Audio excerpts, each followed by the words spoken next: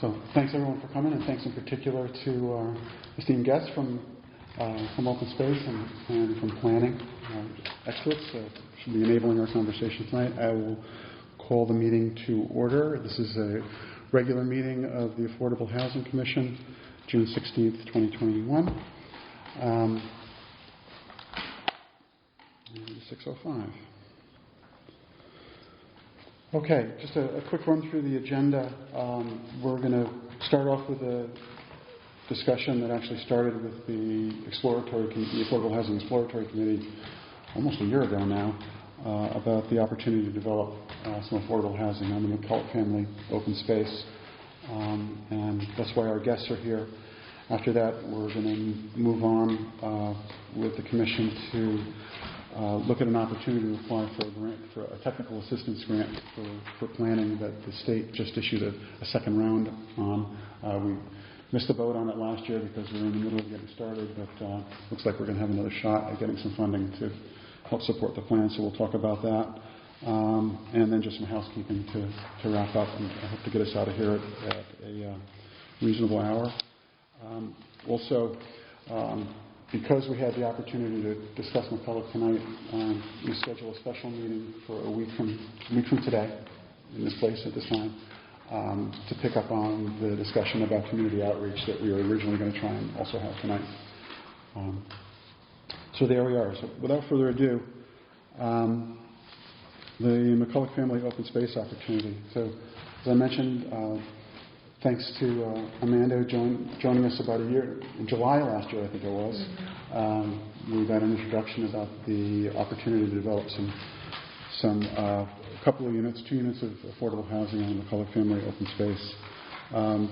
Since the Commission formed up, Amanda and I have corresponded a bit, and we've agreed. And if I say anything that isn't consistent with our conversations, please just correct me right away, Amanda.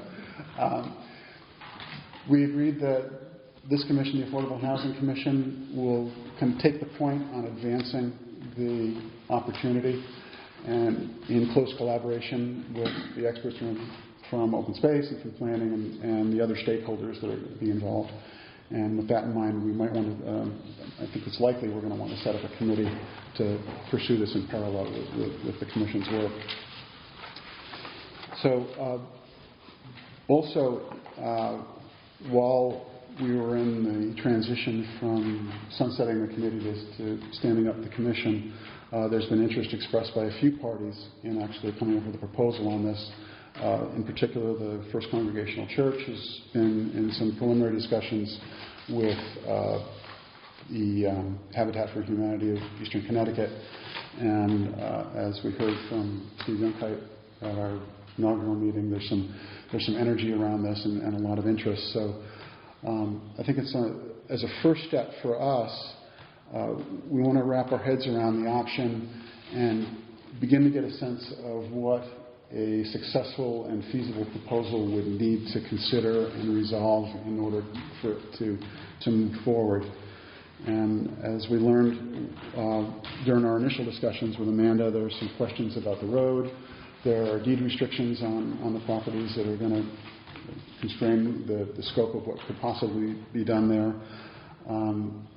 There have been some questions raised about what potential testing needs to be done for soil and water or other tests that would need to be performed, and what would the sequence of those be, who would do it, when would they do it, who would pay for it. And so I don't expect we're going to answer all of those tonight. Matter of fact, I expect we will not answer any of those tonight. But at least if we can start to lay out what are the key criteria and the big questions that are going to have to be engaged by any proposal that's brought forward, then that'll put us in a position to set up a committee and start to work with interested parties on proposals and maybe solicit some going downstream.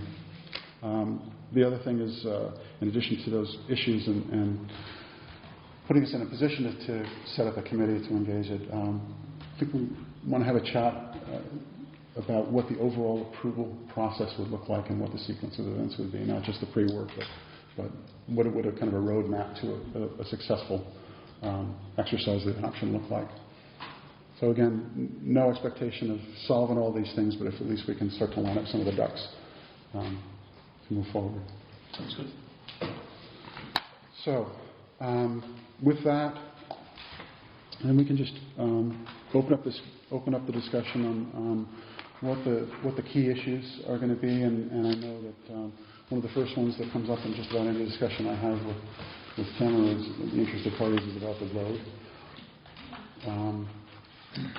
So my understanding is that actually, let me check.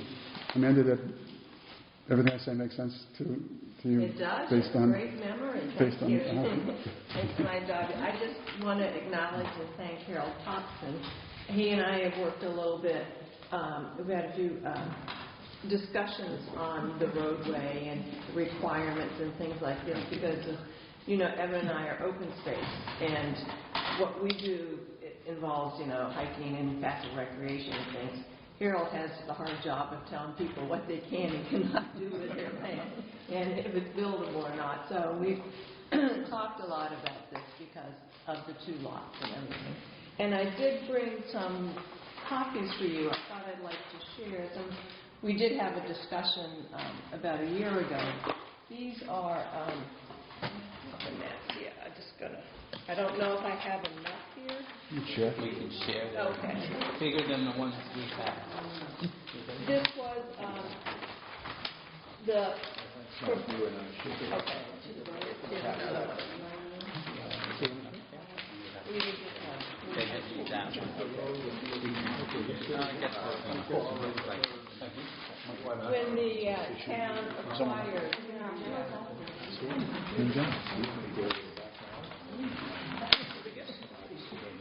This actually is the initial meeting that I think most of the members We got a number. Yes, and I provided them with a lot of maps. So I think we can fast forward to this. Okay.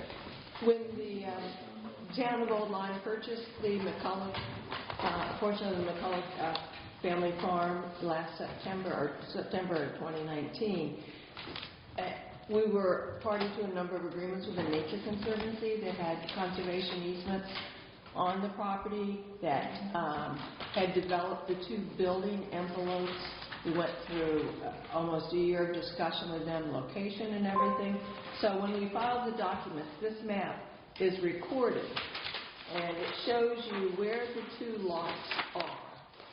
And this is the only place in the 312 acres that these two lots could be. So, and in our discussions, these building envelopes were 3-acre residential lots. We asked if we could maybe do cluster zoning, et cetera, et cetera. No, this is all we can do. So that kind of ends the discussion of where they can be and what they can do. Well, I might interject that when we bought the McCulloch property, these building envelopes were kind of free-floating. They didn't have a fixed position within the matrix of the conservation easement, but they were written into the easement as a potential building envelope, and so in my opinion, this is not only the only thing we can do, but it makes the most sense because if they were developed, if these envelopes were developed sort of ad hoc, they would have created some forest fragmentation, which would have been not very good for the open space portion of what we were trying to do, which is A, give the townspeople access to more open space, but also to provide some wildlife habitat and forest, maybe future forest work that can be done, management that can be done on the 300 and some odd acres. And these two, the reason we placed these two envelopes here is if you look on your map, and on the bottom right, you'll see identified in a butter as Hope Partnership. This was a tract of land that Dave McCulloch and his wife gave to the town of Old Lyme, and the town of Old Lyme had either sold or gave to Hope. these 2 lots. Hope owns this property. People have built houses on them. They own the houses. They lease the land from Hope. There's a question of actual maintenance on the road, but the fee interest was acquired in the McCulloch purchase. So when we were developing our trails there, and we modified the conservation easement to get 3 parking areas, our goal, if you look over to the left, you'll see a parking envelope. That is our envelope for potential parking. At this point, we are parking off of Flat Rock Hill Road. We have a kiosk there. We went to the selectmen and sent a letter to them and also to Hope telling them that we own the roadway now, but we will not be using it for access to open space. We put a trail that abuts it so people are not on the roadway, but we wanted to be able to access if necessary, that parking envelope. And in talking to Tom Metcalf, the civil engineer who does a lot of the planning on lots and everything, and Dick Gates, our surveyor, and Harold, there's a question of having what they call an umbilical cord or 25-foot frontage on a town road, and in a normal subdivision that would be required. And our concern for open space is that they put that 25-foot umbilical cord per lot, which would be 50 feet, running next to a 50-foot roadway. That would ruin our access to the parking envelope. So we need to just be aware of that. In discussing it with Harold, he felt that affordable housing might have other options that weren't available to a regular subdivision. There's a question on maintenance on this roadway. I will say that Attorney Rich Cody and I have worked on this for probably 2 years, and he is very knowledgeable on the roadway, on the Nature Conservancy. We've dealt with the Nature Conservancy in New Haven, in Boston. We've dealt with the Attorney General and the Superior Court to get our conservation easement modified. So we have all the records, all the information. So rather than reinvent the wheel, so to speak, you know, Evan and I are able to work with you, but we would suggest that you use the same people because they're very knowledgeable. And right now in my house, I have 2 boxes this big just on McCulloch. So it's a lot of work, and it's a very complicated deal. So, and also Nature Conservancy will be reviewing these documents for the affordable housing because they have the conservation easement on the property. So they're another partner in this discussion. Could you just tell me a little bit more about Nature Conservancy's role? Well, the McCulloch family purchased over time several hundred acres. It was later the parents gave to the 3 children. They divided up the farm into 3 parts. The McCulloch, Vasiloff, and Holland family placed a conservation easement on this property. And so when we came to And the entire property.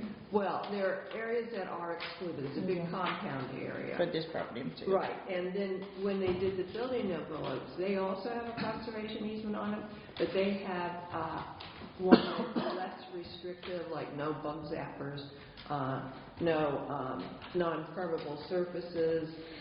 Invasive plant. Yeah, the pool house has to be a little smaller. But things like that. So they will be looking over your shoulder to make sure that you comply with them. And Evan and I walk with them every year because they come and inspect that we're maintaining the conservation. The Nature Conservancy monitors all the easements, all the conservation restrictions that they hold in the state of Connecticut. So these 2 properties, as well as the 2 Hope Partnership properties, are under that? No. The Hope Just properties these 2 are properties? just these 2 properties. Hope came first. Yeah. Right. And there was no, when David McCulloch and his family gave the land to the town, and the town transferred to Hope, there was no conservation restriction on those lots. So it's just these 2 that are subject to And the Hope Land is owned by, Hope. Oh, And the interesting thing about this is when there's, a large tract of land, and when Dave and his wife Jean conveyed it to the town, when you convey a property to a municipality, that's a free split. Usually when you do a subdivision, you convey a piece, that's your first split, which is free, and after that, you get subdivision. But because it was to a municipality, that was a free split. So if we get a legal description and divide this 6-acre piece off, that's a free split, so you don't have to go through subdivision. Subsequently, what they did with the Hope lots is they presented a subdivision to the planning and split that into, but we don't have to worry about subdivision at this point. It's the next phase when they get divided into two. And it would be that entity you conveyed it to that would have to get it through planning. so these two depictions of the rectangles are not necessarily set in stone? Well, It's just the 6 acres? The 6 acres, this is where the Nature Conservancy and the town of Old Lyme agreed that's where they would be, and they have That's to where be the 3 split acres. is. So, but these, as you see, this is a proposed division. Oh, okay. This is not, so this Not is, set in stone. So the division is not set in stone? right, it's but just the 6 it's acres? just that we needed to. It's those 6 acres. Right, and we had to Okay. specify that for the Okay. Nature Okay. Conservancy. Okay. And is the present parking, it's not even, it's the end of the cul-de-sac, Yes. right? Right. Which is just right down Right. here, Yeah. right? And that seems to be adequate, don't you think? Oh, Yeah, and then our kiosk is there and the trails are there. It's not depicted on here, but under this roadway, it's a huge culvert and a stream. So that roadway is perfect right now. So the road is owned by The by town. the town. And is there an easement so that the Well- property owners or the improvement owners on the Hope property can use it? Well, so that's an interesting legal question. Well, first of all, Evan and I are not attorneys. So, We did have some information from the town engineer, Tom Metcalf, who brought up a number of points, and most of which need more information. Okay. So,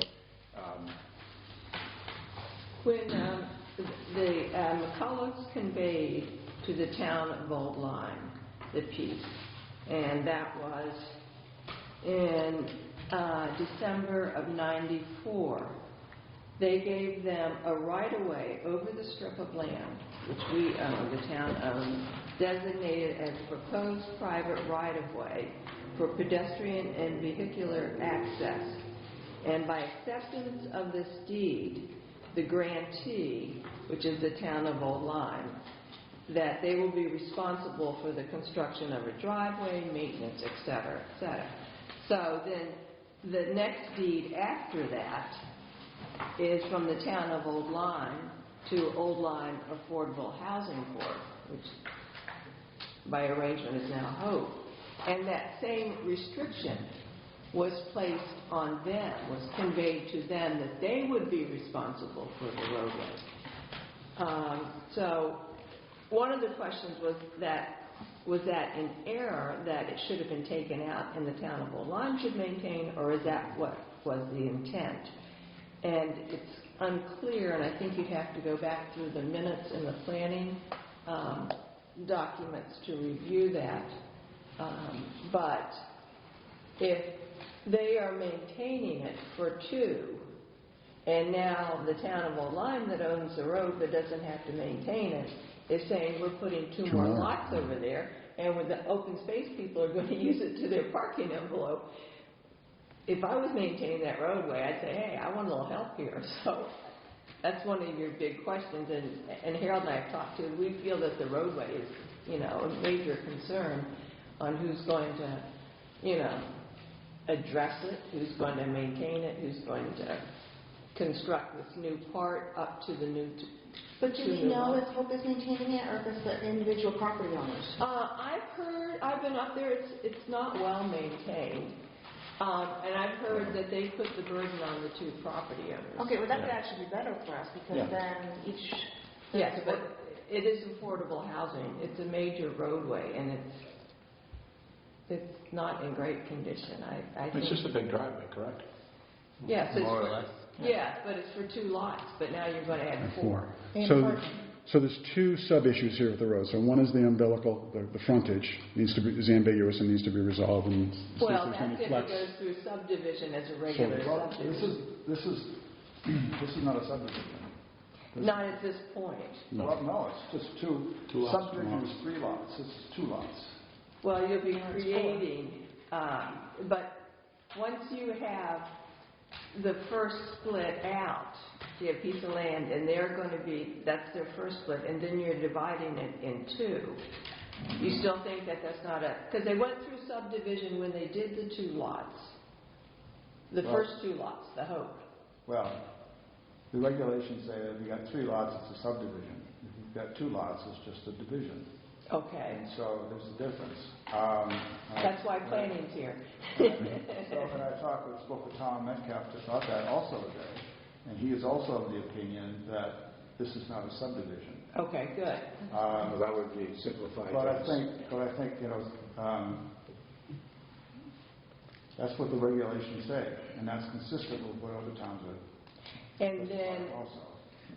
and then we also had talked about if it's just a division, then it would not require the umbilical cord or an HSB. Now that, Yes. see, that's a little bit different, because Yes. there's different sections, parts of section 3, and part of the question that comes up is what do the definitions mean? In other words, there's 3 definitions for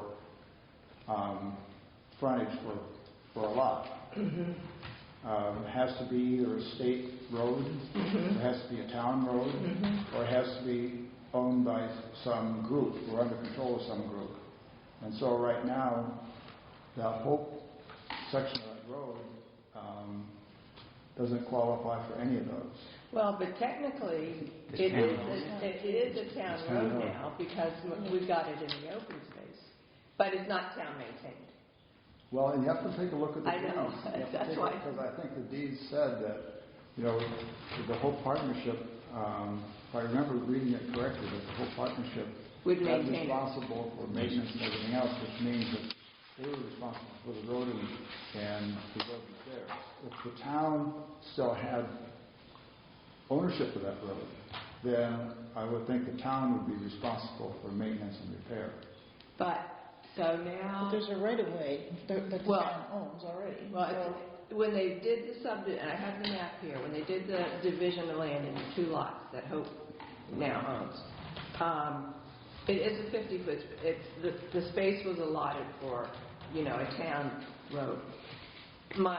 And because this is affordable housing, it has different standards too that they can adjust to. But if you're adding 2 more lots in the use of open space, does the town have a responsibility to, work with the Hope, which only took on the maintenance for 2 lots? Now you're asking Hope, or are you asking Hope to take on the maintenance for 4 lots and public access? I don't think Hope would just, agree to that. I don't think they would either. I think there's some legal issues that really have to be ironed Right. out. So, And Harold and I agree 100% on this. This is, And some of it may be the definitions in section 3, and it also may fall back on some of the requirements of 830G. And I've been trying to delve into that a little bit without much success at the moment, but and also we have to be aware of the standards of road to be built with a conservation easement on it. that one's out of my league. all right, so we were looking for issues to solve, and we got a whopper there, I guess. Well, I think that's where it would be good. I don't know if you have a budget or not to hire, as I said, Rich Cody, because we've dealt with all of this before, and then have him. He's a land use attorney, and so maybe he would be the one. I was in his office today. I suppose I do work for. Did the road pre-exist all of this? No, the road came in with those, when Dave McCullough sold that piece to the town. He owned the roadway. It was already under conservation? No, In '94, it says it was 99, designated as a conservation proposed easement came. private right-of-way. So he included the right-of-way in the conservation easement? Yes, but the roadway came first. So that's it. Well, I'm not sure that matters. I mean, Well, all it means is they probably can't pave the road. It can't be asphalted. Yeah, which makes sense.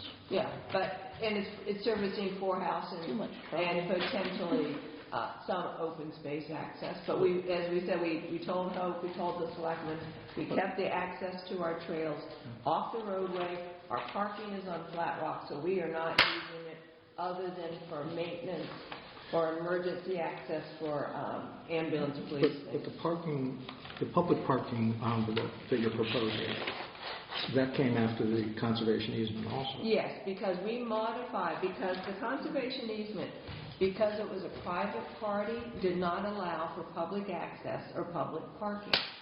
So we went in to modify it so that, one, the public, after we bought, for 600 and some thousand, 312 acres, we could access it. So we had to modify the conservation easement to allow for public access, to allow for parking, composting toilets, garbage cans, a few things for, which the public needs. But wouldn't it make sense that you also were on the road, pardon the pun, to establishing a road also in the conservation easement? No, because and we had to show where these 3 parking envelopes would be and the size of them. So at that point, we created 2 parking envelopes off of Whippoorwill Road, and we could only do so many trails also, so we accessed them next to trails. We were doing a trail from Flat Rock. We knew we had public access. We could park there, but we had to show where it was, so we just kind of drew a rough circle over here and said we're going to put our 3rd. But we had to show something, otherwise it's taken us a year, almost 2 years to modify the conservation easement. We just got approval from the court, so I wasn't going to go back in and throw. We're throwing in 3 parking lots and that's it. I'm just trying to wrap my mind around the agreement that you get 2 3-acre parcels that are floating in the...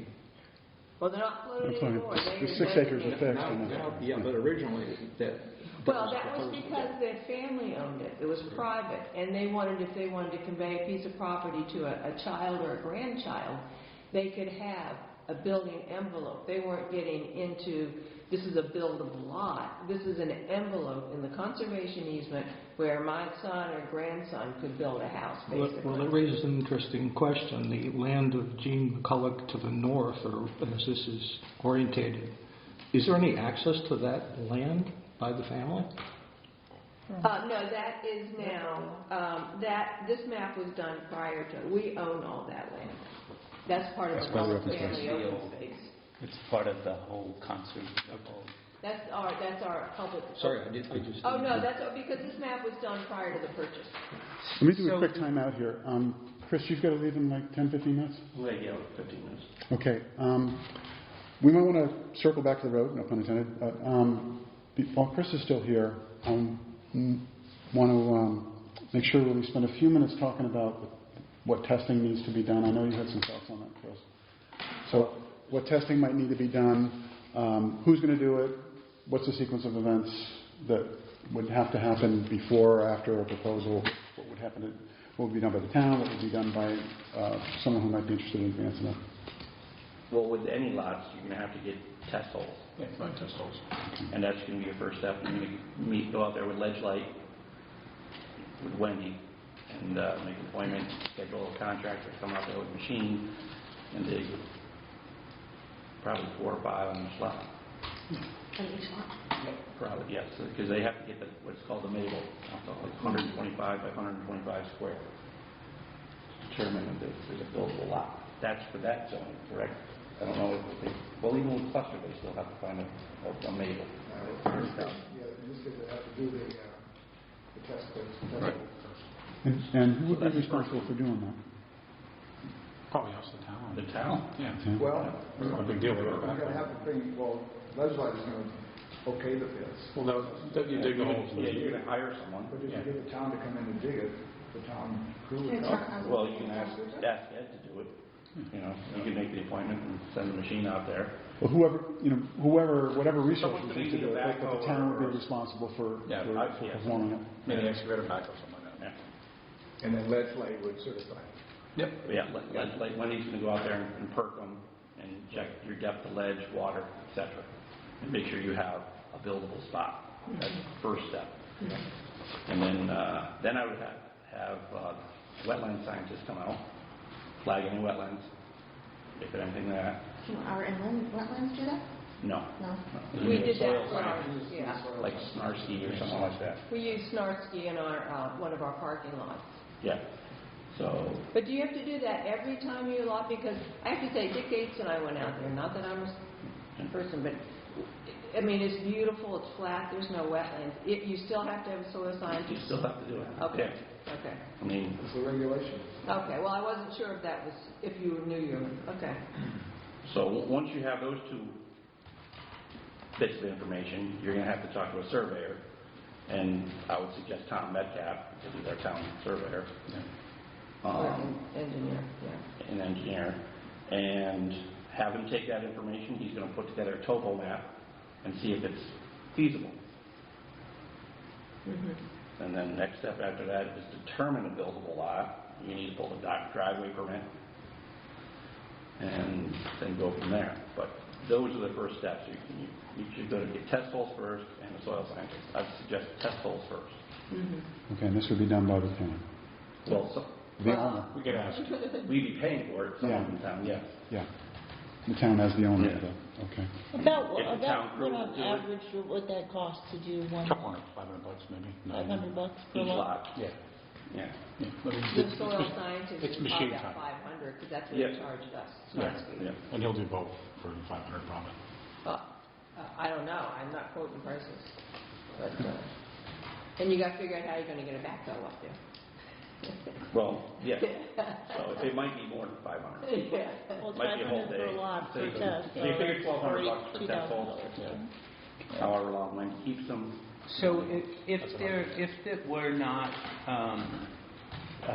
buildable, what do we say, once you test the soil, just say, that's the end of it, right? Yep. Yes. Or Yeah. if, Or or if they're there's floating something. lots, couldn't you find two other areas? They're not floating lots anymore. No, I don't think they're, I think they would revert, Chris, they would revert to the open space and become part of the open space. That's what's going to happen if we don't. if we don't do anything, Well, that's if what we don't do it happens. in 5 years, like, what was part of the deal with buying this, was we get two floating lots? No, what the deal was, because when it was appraised, the appraisals came in as these two envelopes had a higher price. They were $100,000. It was so much for the raw land, and then it was $100,000 per lot because they were perceived by the appraiser as buildable lots. So we, in our discussions with that, and with Nature Conservancy, where we could locate it, because Nature Conservancy said this is about the only place you can put them. Dave McCullough agreed to drop the price to $100,000 and cut it in half. And it was his wish and the wish of the Open Space Commission that these become affordable housing lots. So, but Open Space said we would only give you 5 years. Right. I For know someone that to there was buy a timeline, but And it'll be 2 years to September, and then after that, it just goes into open space. So we figured 5 years would give you Is enough. Should work fine. I've never even walked this, so I wasn't. It's beautiful flat land. That's You're what I was so thinking. high up here, you don't actually hear the highway noise, because when you're on flat rock, you hear the highway. These are high-end lots. These are I real. hate to say it, it's almost a shame to put one affordable housing house on each of these 3 acres. It almost ruins it. No, hopefully you'll get people back to nature, and you'll get more people helping us in open space. Just to confirm again, so the 6 acres is fixed, Yes, And- everything is that. and the 3 acre parcels can float within the fixed 6? Sure. Well, within that. no, they can't float, they are here. No, the because- money So and that- effort so is both- gonna pay. So both 3 acre parcels are Are fixed right as here. they're drawn here? Right, because this was attached Okay. to the affidavit Okay. reference, so this Good. is it. These are floating. You're gonna spend more money on the road, the easements, the surveyor, the everything else to get these houses when an affordable house can go up for $80,000 to $100,000 anywhere else in the town. I don't think it'd be that much. I think you could. 100,000, yes you can. Building prices Oh, lately? Very lately, it's, can't get lumber. Habitat can be up to July 100,000. futures are way down. I think if all the people can get together on the roadway, I think your goal is so great. I think that people can help. I mean, we've had issues with roadway access to open space, and Tim and the selectmen have been very helpful to us. I think they're. It's a lot to digest, but if you take it and dissect it and put it out there, I think it can be done. Because certainly we had to do it before we agreed to all of this, and the town agreed to all of this. And the Nature Conservancy agreed. And the Nature Conservancy. And I think, and Evan and I would be glad to lead you out there and show you where these lots are. They're beautiful. Are they flagged in any way now? Like No. the corners or anything? No, but Dick Gates and I went out there. He shot, with his survey where we would put that, so he could draw these envelopes. They're beautiful, high, flat lots surrounded by beautiful stone walls, ferns, trees, deers running through your backyard, so you won't have a garden. But no, I mean it's beautiful, and it's away from our walking trails. It's really pretty. The only reason I was asking the other is just for us to get some sense of the order of things, so that, because there are so many pieces to this, and then so many possible, under whose jurisdiction it falls, even within the town and out of the town, we need to have that. So it Sounds like we have two major items right now, and the first one is to establish if it's buildable at all, because if it's Right. not, then everything else is moot. That's a very good point, and it's minimal. And maybe if you talk to some of these people and said, we're trying to create some affordable housing lots in town, and maybe they would be willing to work with their costs too. It's just, it's always a good approach. So at a high level, establish buildability, and then with that confidence, go in and start to roll up your sleeves on the details with the road and The road may not be that bad, because you just deed it off to the property owners, and they have to take care of it. I'm not sure you can deed it off to the property Affordable owner. housing, still somebody makes $80,000 a year. I mean, Oh my God. Okay. although, yeah. So could I ask you a question?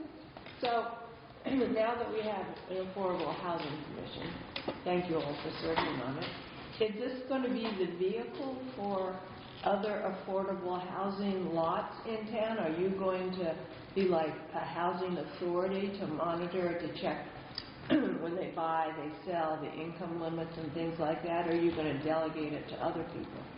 That housing authority type of function is not in our charge. Okay. So I don't see this particular opportunity is a legacy and came through as part of the recommendations from the committee to bring forward. But no, I don't see this commission, at least under its current charge, as being a housing I authority. was just curious. I want you to... More of what we're doing right now, which is kind of being a clearinghouse, getting the right people together and being the hub of some of the discussions, because as we sort out in the committee, there's a lot of town functions that either touch on or are touched by affordable housing, so we would kind of be the hub of that. Well, when Evan and I, when we look at open space and everything, we always do keep in mind if there's a affordable housing lot or something, so you are on our radar. Great. So, just so you know. Hopefully one with less restrictions.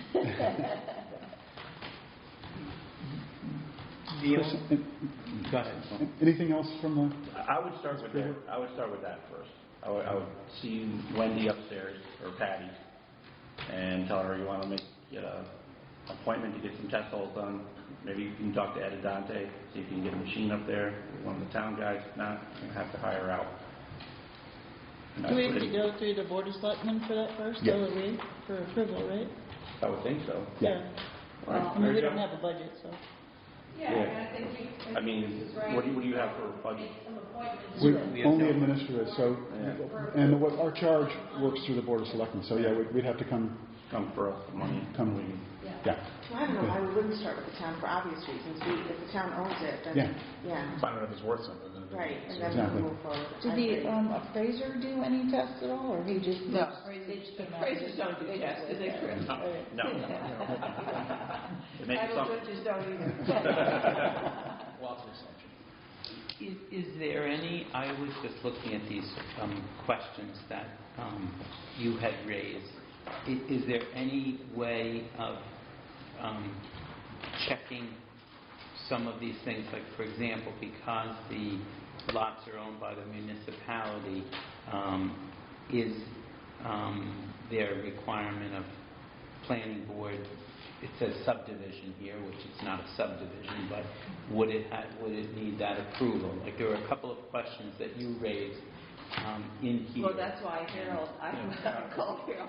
That's why we're trying to evaluate the 830G requirements, because when the last application for affordable housing came through, we just received a referral. And the regulations, and I've been trying to go back and find out where I saw it, but the regulations say that, as far as that goes, a lot of the regulations for the different commissions can be bypassed. But, they have to maintain regard for the health and safety of the residents, but beyond that, they've got a lot more flexibility because it's affordable housing. And so I think that we need to be clear on what responsibilities we have as commissions in the town, and what responsibilities 830G places on the developer. And I think for us, we just said we would like to see them affordable housing. We have no authority to say they are affordable housing. So, And Dave McCulloch, who right. sold us the property, and his family also expressed an interest in furthering affordable housing within the town. It's clear they talked about it for Right, he gave the first property, so, but that's why, just because we call it affordable housing, I don't know if that would qualify to file a plan, say this is affordable housing, so I don't know any of it, so that's why. It'd be more as a planning- if the application came through as an 830G application. But it'd have to be, is it the town who's doing it? When you Because, build it, you deed restrict it, and then it becomes affordable housing, and to go on for perpetuity.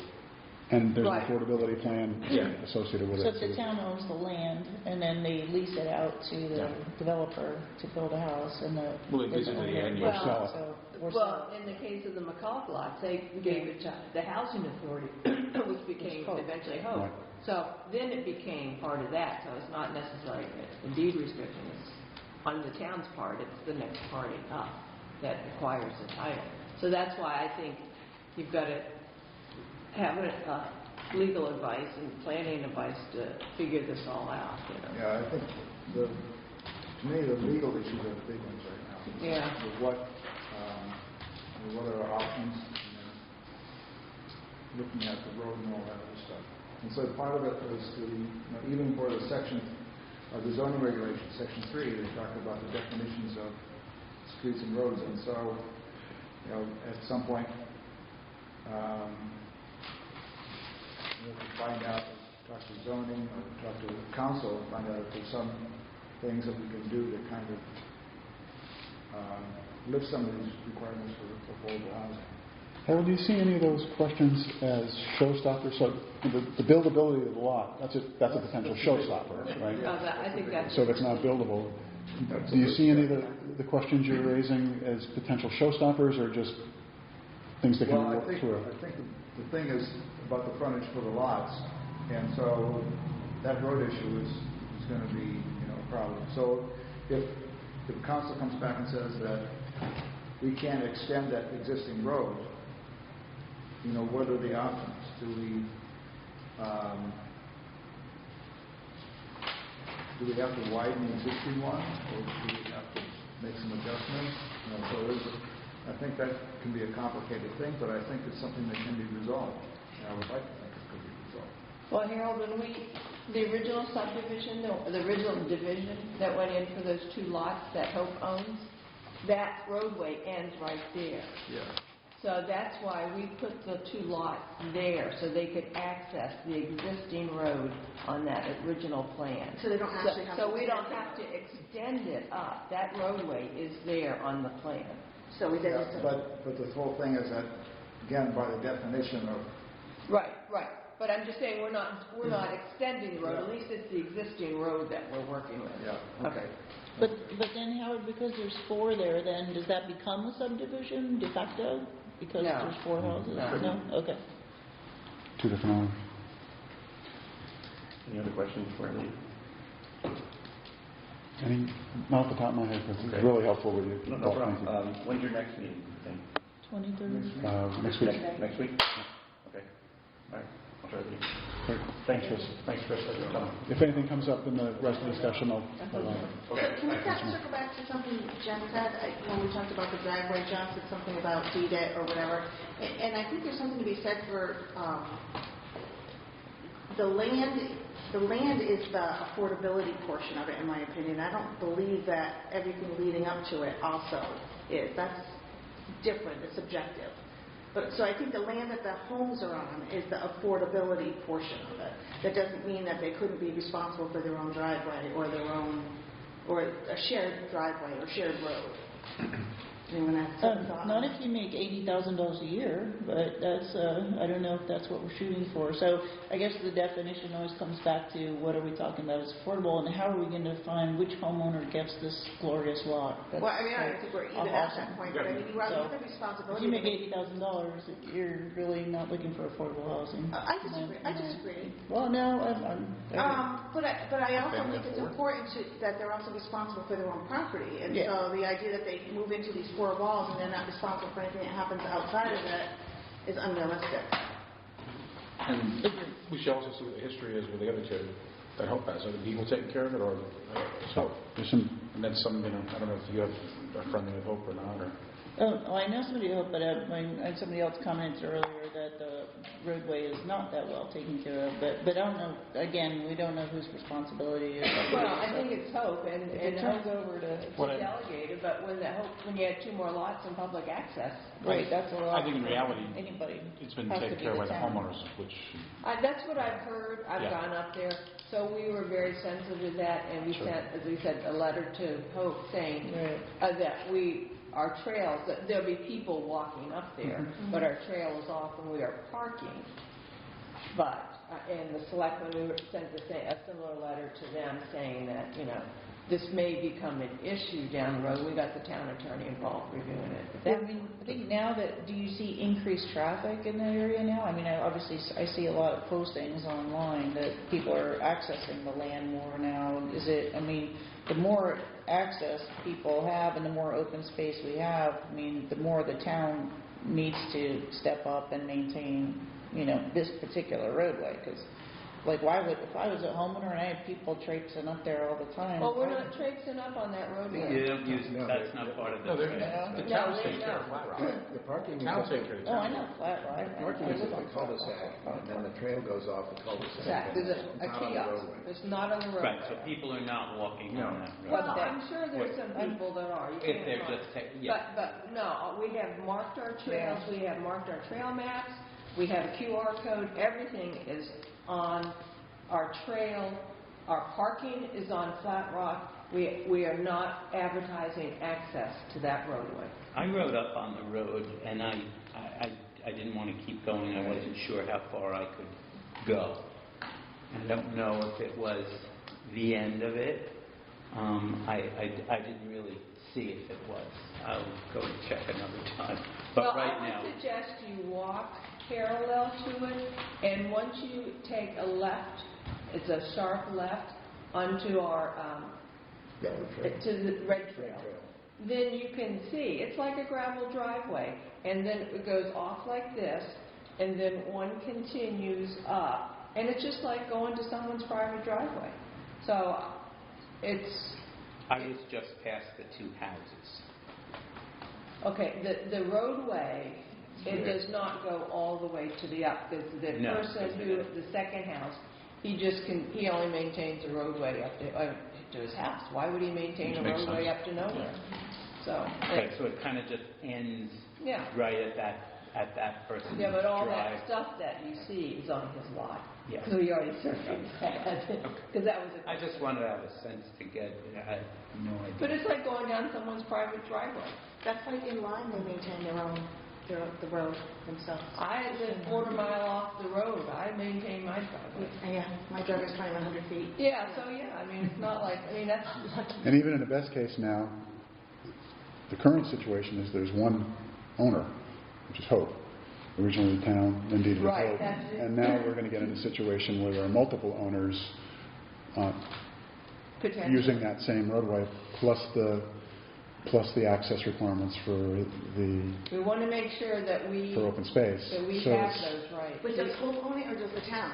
No, we own the road. We The own the road. town of The Old town Lyme. owns the road. Town owns the Right. road, but if I remember correctly, Amanda, you said in the deed that There's an transferred to No, Old Lyme they- Affordable Housing, the responsibility to maintain it. Right, they, is at transferred by that deed. point, it was But a it doesn't private mean they way. own it. They don't own it. They don't own it, they But- have to maintain it. Right, then- but they've already neglected it, obviously. like So I there's said. going to be, Well, they're happy with it. I'm not going to... Yeah.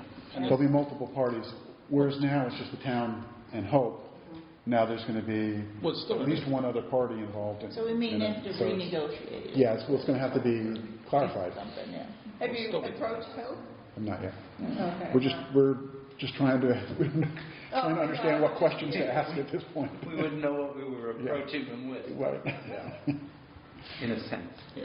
Better now. It's somewhat- But- I mean, it's somewhat similar to the road I live on, which is Osprey Road, which is a private road, and it's not paved, and it's 7 lots, and was approved by the planning commission. So There's no association? there is a road association. Yeah. And when I title search, it's the same thing. Most of the attorneys have a formula to figure out, if you're the first lot, you're not going to pay as much as the last lot.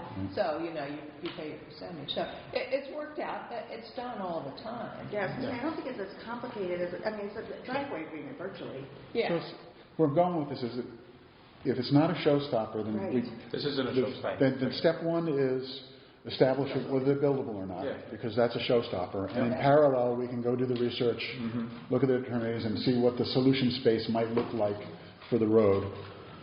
Yes, and whether all the requirements have to, normal requirements have to be met. What questions are or going to not. have to be asked and answered in order to, assuming that it's buildable. So we have two-step, one initial step that's pretty well defined and has The easiest, that's an easy step. yeah, and it has a yes or no Yep. at the end of it. Does the wetlands have to be done early in the process? Yes. Then, I would think so so. like right after Wetlands, the... test holes and wetlands get done right Right. away. And those are all the components of establishing whether or not it's buildable. That's all components in the main. Yep. And if I've walked the lots, and I haven't discovered any wetland No. within. Well, that's fine, we just have to. So it may be. Is there a wetlands map? I don't think there needs to be a wetland commission review, as long as the soil scientist can tell you that there are no wetlands. Do wetlands have to be on the property, or can they be proximal? No, Evan's on inland wetlands, so he can tell you. Really, the soil scientist is your called key to the next step, because Yeah. he blesses it or doesn't bless it. And you look at something and think it's not wetlands, it's a neophyte, and then No, all of a sudden you're wrong. the wetlands are pretty well defined Yeah. on the GIS maps, and that's mainly what we go by, and unless there's some question, and then we sometimes have the applicant hire a wetland scientist and to confirm or deny. That's good. So. So we may not have to engage Snarsky to do... I don't know what, that's Well, your I think that's what Chris. Well, they want an expert to come in and tell us whether or not we have. So is that true on every piece of land with a, okay, so then that's required, so, so that's a done deal. That's what our regulations, that's what the zoning regulations 8.4 say. Yeah, so, So what Howard's saying is that regardless of that GIS map, you still have to engage. Right, but it just gives us a cursory sort of idea that maybe there may not be an issue. It's Give you just some confidence. money, Yeah, I like confidence. I know, unfortunately, it's money. Get your budget ready. Yeah. So then, for Rich Cody, he's with Sussman Shapiro? He's a town attorney, he's a land use He's our attorney. town attorney, Yes. too? Yes. So- He could do like a pro bono engagement with us? No. I've already tried that. I'm a title searcher, so I can tell you. I slip enough questions in. Here's your title search. Oh, by the way, I have a question. Okay, we're an hour in. We've got the testing identified. We have the road questions identified. Are there any other critical issues out there that need to be resolved or have, that Just kind of remember, ambiguity with it? Nature Conservancy is your partner. Well, who's the contact there?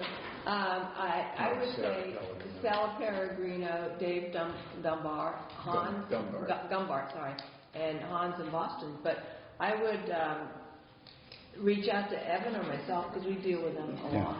So it'd be great if, They're- since you they're have a aware. relationship Yeah. already, we can work through you guys. Usually you call Sarah and you say, Sal McCullough, and there's a long pause. Now what?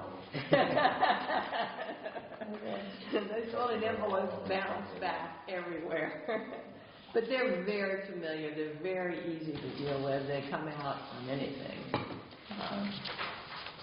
I think I provided you with a copy of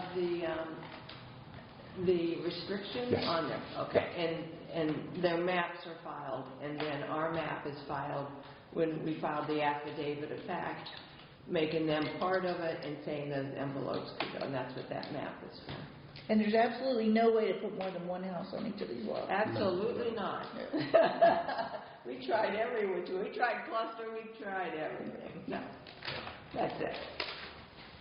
No, when those envelopes were originally written by the attorney who worked with the McCullough family. Oh, yeah, that's right. We had Fred. We talked to Mr. Hagan, Waller, Smith, and Palmer, who wrote the easement. And those envelopes were for a single family house and attendant, maybe a swimming pool and maybe a barn and. He didn't say For above affordable ground. housing. I'm sure affordable housing people will have pools and barns. Yeah. But it's, I tell you, if I was a family looking, even if it was an affordable house, and they are beautiful lots. You should, and anytime you want to take a walk, Evan, I'll take you out there. It's just gorgeous up there. Would you like to schedule a walk? That'd be fun. Amanda, I'll reach out to. Okay, I would reach out say, to you I and don't know see what your what's- schedule is, but usually meet at Flat Rock at 4. Yeah. That red trail is gorgeous. Yeah. I wear Okay. long pants because you got to walk through a few briars. We're off the path at that point. I'll send her a note. We'll try and find a day then, and if you'd be willing to guide us, I think that'd be great. I don't know if it's any shot before the next meeting. Before next I meeting? mean, at the day of.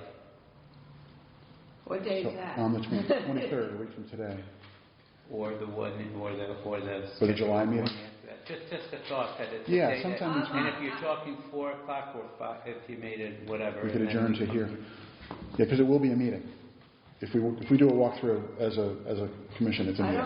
Hey, the wedding's over. I'm It's a free. special, How do we broadcast that? special meeting. Family coming. Oh, Evan's not, but I can grab someone else from open Well, space. Yeah, that was 4 p.m., right? Yeah, 4 p.m. Yeah, 4 p.m. The birds are up at 4. Just a thought, I don't know. And then we- No, that red trail is one of my favorite trails. That hooks up to the Lay property, which is the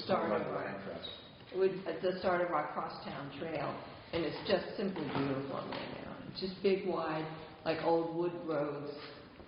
Just beautiful. It's pretty I don't flat. think getting a machine up there is going to be a problem because there's no woods road that runs. It depends on. Because Jim Milgren was using the roadway that. Jim Milgren could do. That's we have a land steward, 2 land stewards on McCullough, and one is Jim Milgren, who's in his 80s. He's lived on that farm since he was 15 years old. He has a sawmill. He's doing roadway stuff. He might be able to do your test pits for you. And he's very reasonable. I think that's a great idea. He's a nice. Yeah, really because nice he guy. knows it, and he would have, But I would start with the town. yeah, Great. and so, well, we pay him to be a steward, but he has all that equipment, and he might be willing to do that. And he's done road construction, he's done development, he knows all that. He would know how to get in there Yeah, better than anyone else. yeah, so, I'll contact him, the next day or so and ask him if he could do test pits on those 2 lots. Yeah. Great. Yeah. Good. Well, I've learned a lot. Hey, lifetime learning. Yeah.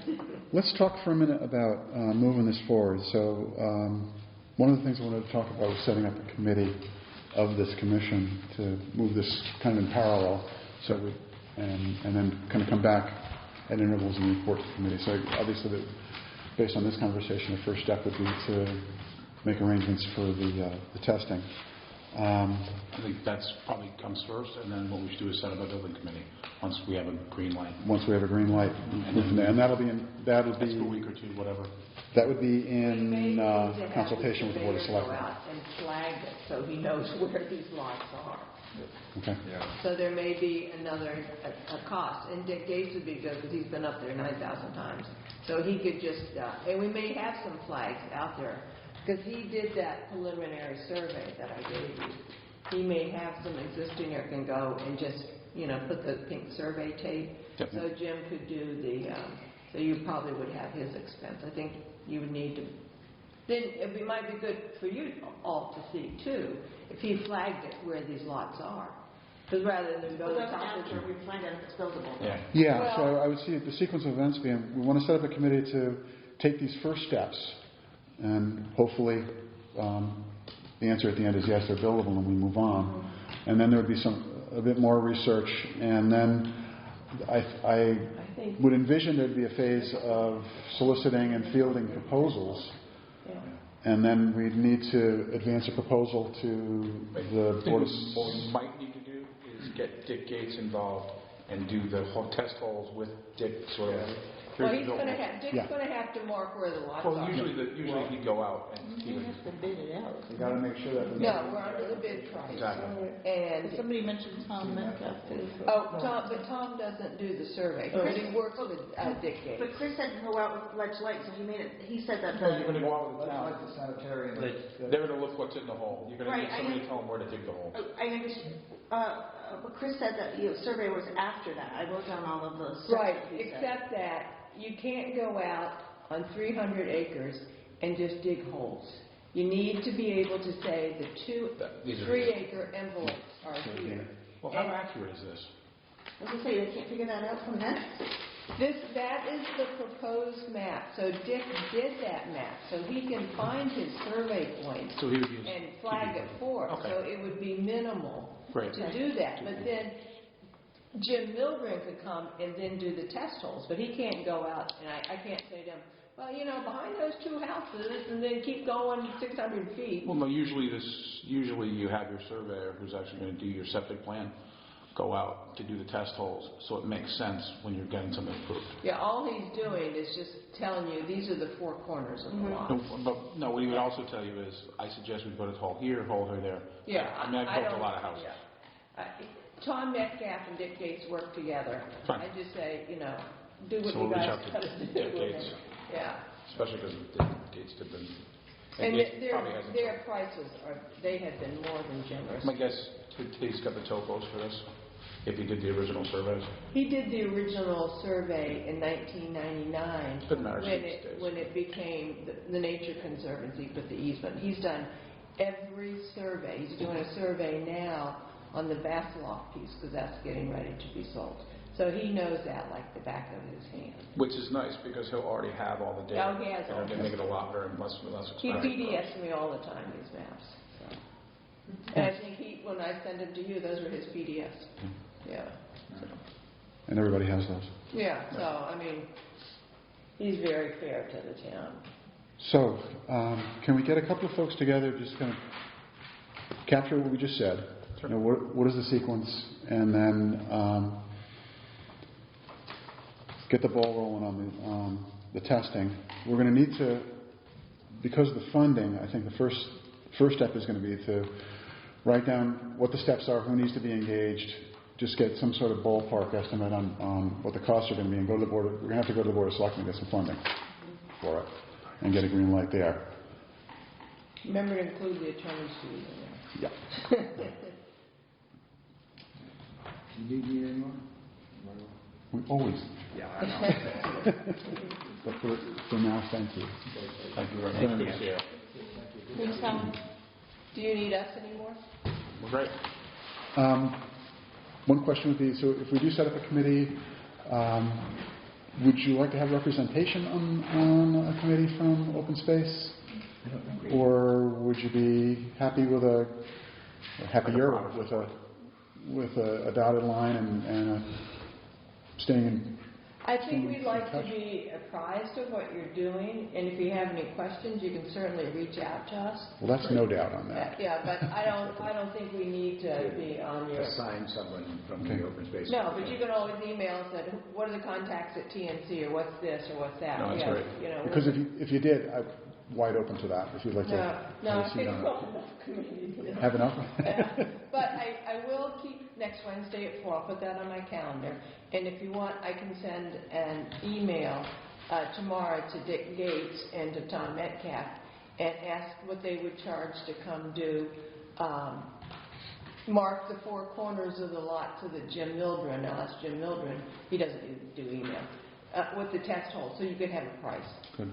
So I can do that, because those people know the property so well. It just... And whether we do it with the full commission, or if we get a couple of folks to form a committee, we can have just a Yeah, so I'll committee just meeting pass with you that guys. along. You can get your own people, but I mean... No, I'd rather, I'm a big proponent of use the local people. Yeah, and Not just... reinventing the wheel. Yeah, And also people who are friendly to open space. yeah, and they... You know, that makes it And a lot easier for they're everybody. so knowledgeable on this piece of property, you know. The title search on this property is that thick. I mean, the documents, it's just, so, yeah, these people live and breathe this McCulloch farm. Good.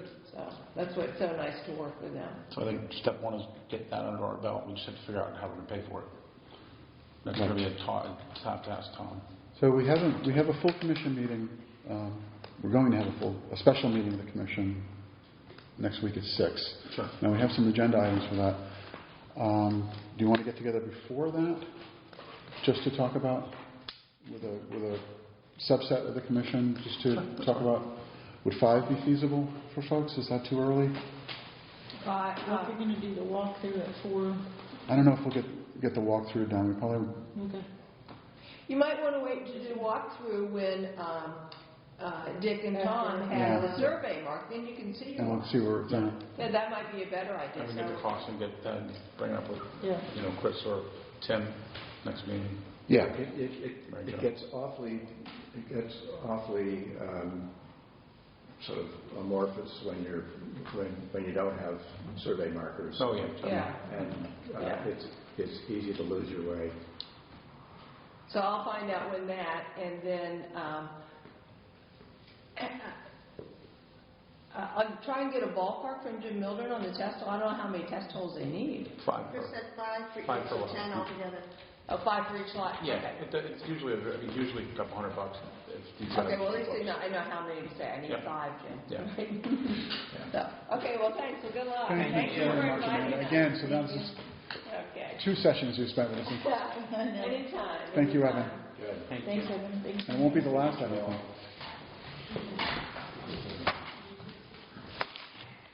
If we need to go to the Board of Selectmen, for funding. Absolutely. Yeah, we also... Just one meeting. I don't even know if we get a meeting because this may be something that, I don't know. Actually, I'm not sure. Reach out to Maybe- How does it work? How does that work? How do we get money for this? Well, what typically happens is you bring your proposal to the Board of Selectmen with the cost. For the budget. Some of it, the legal, I would think, should come out of the town's legal budget. Sure. But ultimately, the Board of Selectmen will approve the plan that you have, then they're going to have to pass it on to the Board of Finance for approval to spend it. Okay. And I think we're going to want to... Have that authorization. The Board We're of gonna have a couple Finance of- can approve up to $20,000. Well, this is going to be $1,500 maybe. And we're going to want to avoid rolling disclosure, so I think we're going to want to take a look at the whole thing and not, keep coming back, well, we need this and then we need that. We're going to want to, Well, the first this seems pretty well. when you put a lot of this little money we're going to spend is going to let us know if we can move forward at all. Move forward. So it's the two things, it's the dig gates, survey, markings, Yep. and then the test holes. Yeah, and then we'll that's know. step one. Yeah. And then step two would be driveway issues and Right. who's going to own the Legal. property and, No, is it- wetland. I mean, it's a- I would include Well- timelines Yep. Yeah. yeah, to keep the fire burning. yeah, That's a good idea. yeah, moving forward. Okay, so can we get a couple of folks who will take point on this from the Yeah, I'll committee? take one of the buildings. That's kind of my wheelhouse. It's not my wheelhouse, I can make phone calls, Yeah. and schedule stuff. Awesome. Just Okay. explain it to me, So when I know what I'm asking. if you two can anchor it, then, Yeah, we got it. you'll have, Yeah. great, thanks. And when you get the email back from her, just with dictates and all that stuff, you should roll that over to me and I'll take it from there. Sounds good. Sounds good. And we'll have Do you want to do a meeting? an ad hoc before the committee meeting at 5 o'clock Yeah, next Wednesday before the, This is such a gift. before I the hope it conference. works out, it's such a gift. Yeah, it's nice. This actually has the potential to be a really great first project for us. I think You were so. talking about outreach. Yeah. If we could somehow figure out how to get, build it with all local power, like local contractors, stuff like that, it would get us on, I think a lot of people like doing that. Like, for instance, in Sabre, when I did the Chamber of Commerce thing, by Starbucks there, all the different electricians and plumbers and builders all built it together, a barn raising, and it really got a good sense of community. I mean, Sabre does that a few places, but this would be really good for our town. Would. Good. Anything you want to capture as questions? I've got a much better picture of this now than No, I'm I good. did an hour. I just Yeah, have, it's interesting, so, even after the second meeting, because we've already spoken to her once, so Right. even after the second one, it's even more clear to me. And that was, the first one was kind of descriptive, what is it? Now Right. we kind of got down to what's it going to take. Right. Exactly. And that was,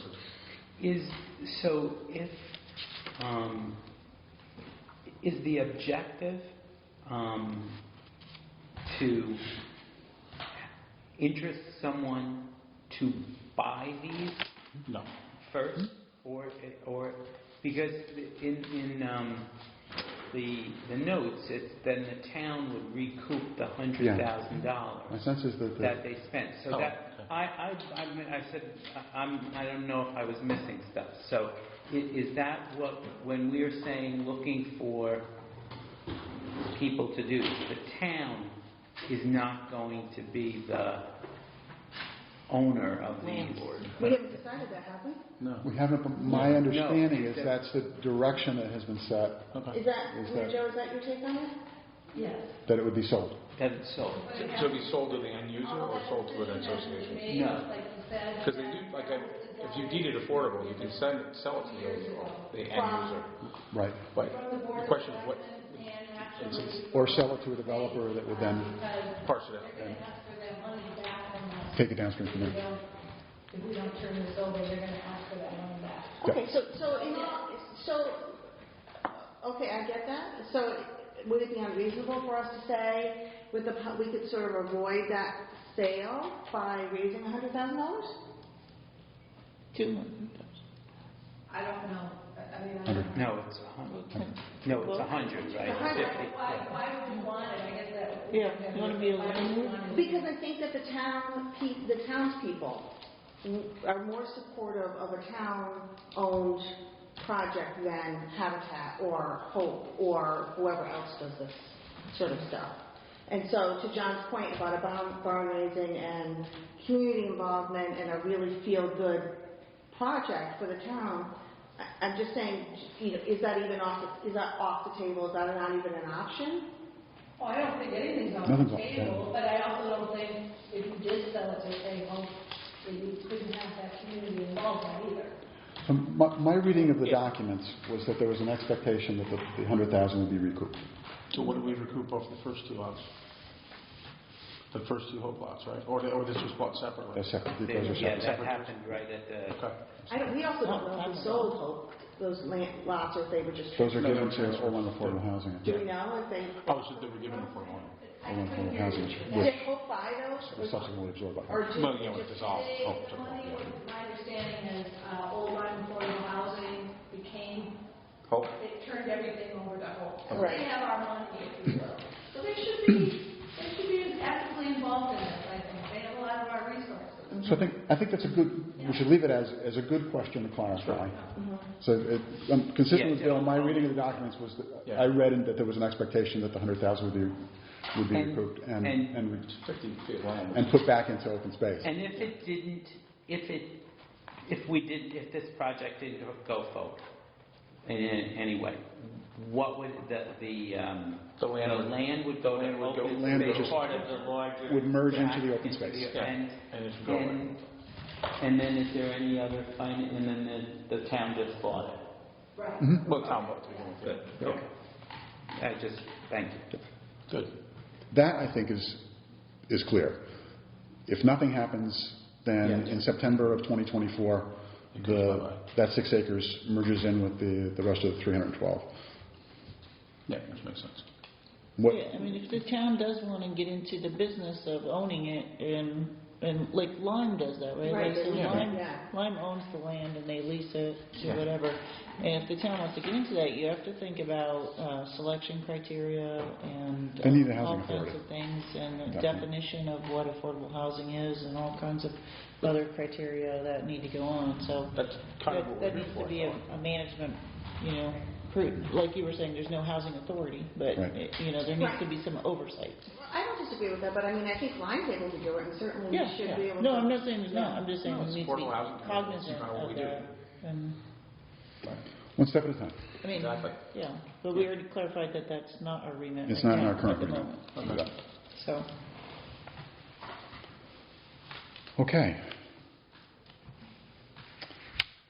Move on to the last couple of agenda items, which we'll try and get done fairly quickly. Could we use this particular property as just the foundation for the grant request? Or are we not discussing that tonight? We are. That's the next. Oh, okay. That's the next one, and I think I can answer that question. No. Really? Right, because so let's go to agenda item 3 then, which is the technical assistance grant. And my reading of the scope of that is it is pretty sharply aimed at supporting the creation and adoption of an 830J compliant affordable housing plan, Got it. not for any specific project. Okay, Yeah, fair enough. So, and it's pretty clear on that. So, $15,000 is a good yeah, that's amount of money. it is, and especially since they come up with a second round of it. So just some quick parameters on that. The timeline. So the due date for the application is August 31st. So there's a lot of time, but it's a first come, first served. There's a lot of towns that didn't get in on the first round, so they were ready. I think we need to assume that it's going to be competitive, and we want to stay well ahead of that timeline. So looking at the dates we have, so we have today to set some direction. We have a special meeting next week where we can take this up again. I've already got some calls out. Jen's told me she's asked some questions just to figure out what the grant application is actually asking for. So if we can come back a week from today with some of the blanks filled in, the major blanks filled in, which is if you looked at that, the budget spreadsheet, there's very specific categories that you can ask for. There's also a need to identify if there's any town funding associated with it. We do have a budget for the committee, but it's mainly for administrative costs, so we're going to have to figure out what portion of that and how to include it in that spreadsheet. But if over the next week we can get some of those blanks filled in, I know I'm working on it, Jen's doing some work on it. and you were also thinking about the market analysis with RiverCog? That wouldn't be part of this grant itself. So when, okay, because market analysis is a lot. Market analysis is one of is one of the categories. Let me go back to the dates and I'll come back to that. So we have a meeting in a week. The Board of Selectmen is meeting on, the next meeting of the Board of Selectmen after next Wednesday. They're meeting next Monday, but that's a little quick. The next one is on July 6th. So if we can have the application pretty much filled in, then we can bring it to the Board of Selectmen on July 6th. The Board of Selectmen is going to need to pass a resolution to submit the grant application, which means that, assuming that it all comes together, we could have this done as soon as July 7th, I think. If we really forced it, we could try to force fit it for next Monday, but I don't think we're going to have the time to get the grants filled in. Okay. And since, if the deadline, my original, I'm not sure what I read, but I thought the original deadline was June 24th, so we were going to have to go with that, but the deadline is actually August 31st. So I think if we get this in by July 7th, we'll be in a reasonably competitive. It's open Friday, June 4th. That's when it opens. Right, that's when it opened. And it goes to Tuesday, August 31st. August 31st. Yeah, so, but there are a lot of towns. A lot of towns, and I did a little trolling of the web, and I've seen a couple of towns have already passed resolutions. So, what, you volunteered to do it, but you're basically going to come up with $15,000 here, right? Yeah, there's Right. not a ton to do. I'm wondering if could it be done by Monday for the approval and then If we get answers, the only concern, that was my first thought, Bill. My concern is that we want to make sure we get it coded in right and that we understand the categorization of those cells in the budget. Or, for example, it says community outreach, facility lease, -facility lease. Does that mean that is only for facility leasing, or is that community outreach including facility lease? So I think we want to reach out to the Department of Housing and make sure we understand what they're asking for and get it right the first time, so we don't want to kick back to us for corrections. And I'm just having realistic expectations. It's Wednesday if we're going to hear back in time till Monday. But what I did want to talk about tonight was just a general strategy for applying for the grant. So it's $15,000 maximum. And the major categories are the data analysis, the community outreach, and then there's some other and contingency, which I don't need to talk about right now. But as a backdrop to this, the RiverCog, the Lower Connecticut River Valley Council of Governments, is going to be sponsoring and has funding for a regional affordable housing plan. And we're connected into that. And part of the funding they got specifically was to do a housing needs analysis for all of the towns that hadn't gotten the grant last year. And so we're on that list. I've got a message out to RiverCog to confirm that if we get this grant, I don't know when we're going to know, but if we get this grant, are we still going to have that opportunity to participate through their funding in the housing needs analysis? Now, assuming that's the case, my thinking is we'd want to have maybe a third of the $15,000 go to data analysis so that we could take the housing needs analysis that RiverCog generates, incorporate it into our plan, and add to it whatever other data that we need to add. And then essentially the balance of the 2/3 go to community outreach, which we know is we're behind the 8 ball on, and we don't have resources to do. So that would be just rough numbers, about 5,000 going to data and about 10,000 going to community outreach. And what I want to make sure is that in that community outreach column, can we put things like content creation, maybe a website or some social media, some would that be flyers, printing and publication? I think that's the third category. Yeah, which would so be I don't separate. know I don't know. And we'd have to divvy out some of that. Right. But I know in our budget in the budget we have for the town, which is just under $4,500, if I remember correctly, there's some printing and mailing money in there. So that's that might go in a different column, which would be a town contribution. So this is where I was right where you are, Bill, which is let's get this done and get it out The woman as of next Monday. There's a woman that does Facebook that I'm pretty familiar with for promoting like nonprofits and businesses and things. You want me to get some pricing for her? Yeah, I think because it's building a website can be very expensive, and where the Facebook sort of gives you a cheap vehicle to touch on. And we have the town website, and that won't cost us anything. Yeah. So we can jump off be on our the town page. website, but it's not going to be affordable. Where there could be something with this that we drive. This is what's going on, and she can sort of. She's got boundless energy. Yeah. And we can put electronic publications linked to our website, or actually electronic documents. Yeah, and people with minutes or whatever, and But because we do need to get a better view of us. Yeah.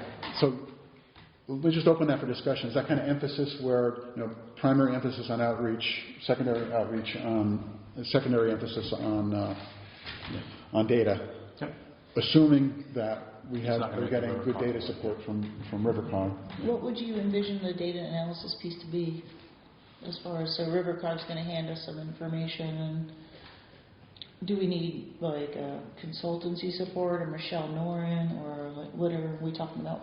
For data support, just wild speculating at this point. I read the Eastern Connecticut Council of Governments did a housing analysis. It was pretty comprehensive, and there was demographics and some economics in there, and the needs, family formation rates. There was a lot of stuff in there. I'm not exactly sure what. So just pulling out the salient points and putting it into and putting it into a format. Yeah, okay. Yep. So I imagine we're going to get some underlying data, and then there'll be some summary data in the needs analysis, some of which we'll be able to just kind of link directly to, and other of which we might need to extract and you and I we might. So do you need to have your thoughts about this, which you kind of just roughly outlined, before you ask the questions, right? Yeah. So I would see the sequence of events is we want to figure out, okay, if we had $15,000, what would we do with it? Okay, then translate that into the application, bring that to the Board of Selectmen, and get a resolution passed that will actually submit that grant. And then the dependencies would be checking with DOH to make sure we've got everything categorized correctly and put in the budget accurately. And also coordinating with Rivercog to make sure we're going to dovetail with the regional plan, and that we're going to get the support for the housing needs analysis that we're expecting, and what that would look like. And here's Joe. Michael, did you see any of the other resolutions for any other towns? Yes, I did some digging, and I have one from Plainville, and it's pretty. Was it very general? It was relatively. $15,000 was supported by the Board of Selectmen. Could we, if it's something general, could we do that on that part of it on the Board of Selectmen meeting, so that you would have that before your due date? Yeah, I think the timing will probably work anyway, Mary Jo. But yeah, we could. I'm actually going to. I just found that, so I cleaned it up. I'm going to send that out tomorrow. Are you aware of what Town of Stonington has done? Actually, I was just reading about that. Yeah, and Groton is actually having a presentation tonight. Tomorrow night is Town of Stonington. Presentation of their affordable housing grant. They got the $15,000 on the first go. They went out and they hired Don Poland from Goman and York. Yep. And this is the product. It's on Town of Stonington's website. This is their affordable plan. This is our template, as far as I'm concerned. We're not going to. I don't think we're going to invent the wheel if a professional was paid to do this. Now, it's very interesting reading, but it doesn't necessarily maybe mesh with what we're trying to accomplish in the line. But rather than reinvent the wheel. Where is that? Okay, Town of Stonington. Yeah, we have. There's also Town of It's under the Economic Development Commission. Yep. They consider affordable housing economic development. It's an interesting. That is interesting.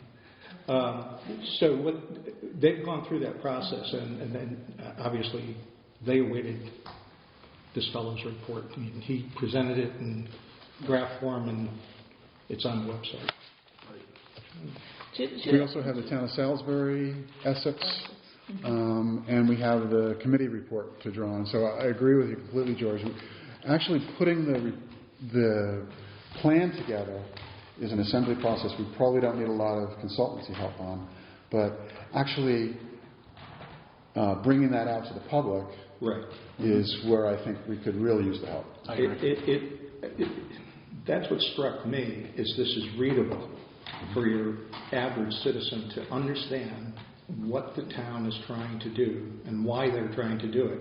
In other words, they're telling the story both from the standpoint of economic and social development, as well as materially changing the composition of their housing stock to accommodate people that they want to see in their community, but are either excluded because of high prices or a lack of initiative to develop those properties that would qualify. And it goes into great detail. I found it interesting reading, and frankly, I think...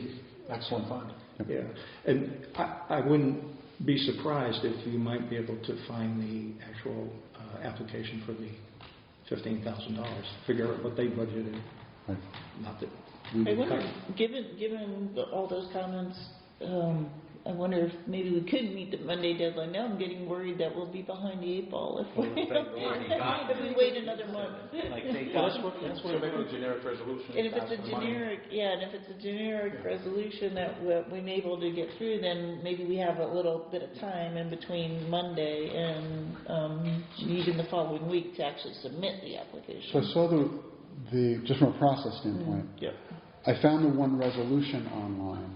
I also read the minutes of 3 or 4 towns that had moved it. And in each case, when they had an application in hand when they passed the resolution. Mm-hmm. So we want to fill it out before you go and get an approval. Yeah, what I can do is just check with Tim and the board and see what their expectation would be.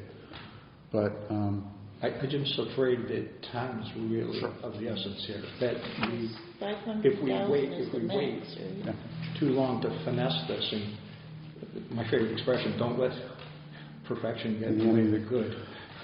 And the balancing point there, and I completely agree with you, the balancing point there is to get it right the first time so it doesn't get kicked back to us. Absolutely. But just from the Board of Selectmen's perspective, so 500,000 is the state limit, 15,000, 30 towns. 30 towns or whatever. So if, I have this a solar panel thing with Duke Energy, and on January 1st, literally at 9 a.m. they open it up, and once the money's gone, it's gone. So at 9:01 and 20 seconds, I got my $3,000 tax benefit, and it was gone by 9:10, and that was across the whole entire state of North Carolina. So that was millions of dollars. And so I'm just thinking maybe other people are on this too. Maybe if we have a Board of Selectmen kind of approve just the generic application plus what our thoughts are on it on Monday, then maybe we can get their blessing to move forward with it, in a I'll get back to you manner. Is that do you think that's reasonable, Mary Jo? I think so. I don't know if the town of Oklahoma. It seems to do a generic one. For the state, submit it. Chris is involved, knows what's going on. Of course, I do too, and you're going to be talking to Jim.